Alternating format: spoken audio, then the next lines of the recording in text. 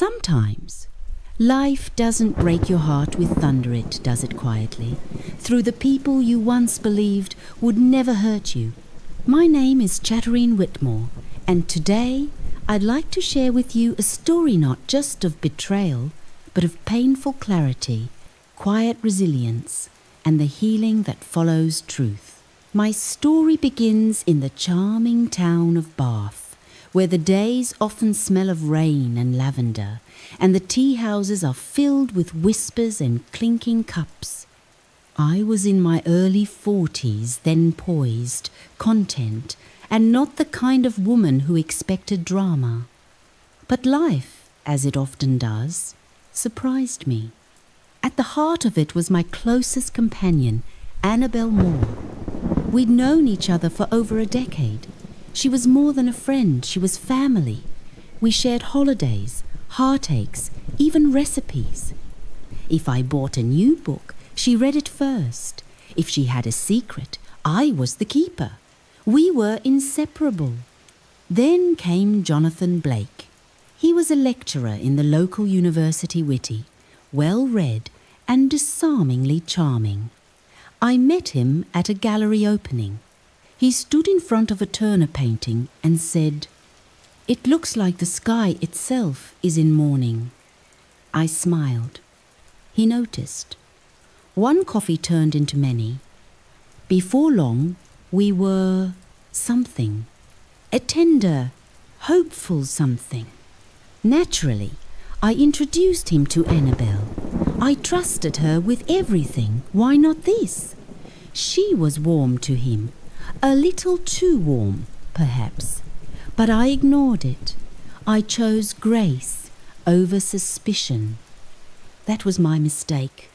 Slowly, Jonathan began to change. His texts became shorter. His excuses became longer. He'd disappear for hours, then return with soft apologies and vague words. And then, one late autumn evening, I saw it a message on his phone, left carelessly on my hallway table. "I miss last night. Same time tomorrow?" A. My hands trembled. I wanted to believe it was someone else. I wanted to believe anything else, but I knew. Deep down, I knew. I asked him. He denied it, of course. I asked Annabelle. Her silence screamed the truth. Eventually, she confessed.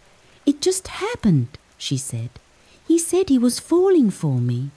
It was the cruelest kind of betrayal. The kind that doesn't just break your heart, but fractures your faith. I lost them both in one breath. The man I thought I loved, and the woman I thought would stand beside me always. The weeks that followed were brutal. I stopped attending social events. I stopped answering calls. I even stopped playing the piano, one thing that always brought me comfort. But pain, my dear listener, has a way of teaching us. It reveals who we are beneath the surface of smiles. Slowly, I came back to life. I travelled. I read poetry again. I took long walks through the woods in Somerset. And one day, I woke up and realized I was free. Not just of them, but of the weight I carried for people who never deserved my loyalty. I forgave them. Not for them, but for me, because peace is more precious than pride. If you've ever been betrayed by someone you loved, please know this: your heart will mend, but your wisdom will remain. And that, dear soul, is the gift inside the grief. Trust again, but trust wisely. Love again, but love yourself first. Thank you for spending this time with me. If the story touched you, do like, share, or subscribe.